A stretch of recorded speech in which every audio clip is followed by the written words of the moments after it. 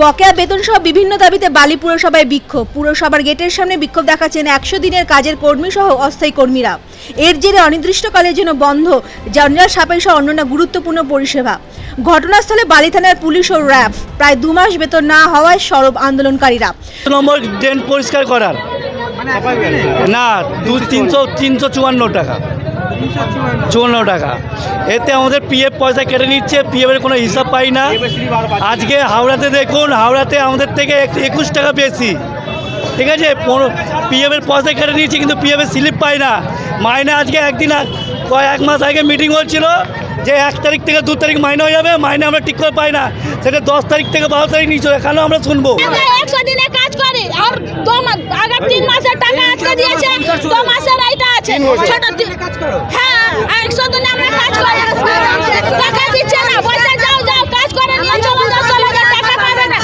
202 টাকা পাই না, পয়সা পাবো না, আমরা সব বালির নিচে কাজ করি, বালির নিচে কাজ করি। মূলত বালি পুরসভা যেহেতু বোর্ড নেই, কোনো নির্বাচন হয়নি, সেই কারণে প্রশাসক নিয়োগ করে সরকার যাতে পুরসভার পরিষেবা মানুষের পায়, বালির মানুষ সেই চেষ্টা করছেন। কিন্তু আমরা দেখছি যে বিশেষ করে অর্থ আধিকারিকের যে ভয়ঙ্কর একটা মানসিকতা, একটা অমানবিক যে আচরণ, তাতে করে 100 দিনের যারা কর্মী, যারা কাজ করেছেন, যারা হকের টাকা, তাদের সেই টাকাটা আটকে দেওয়া হয়েছে। প্রথমে এরা আছে 213 জন।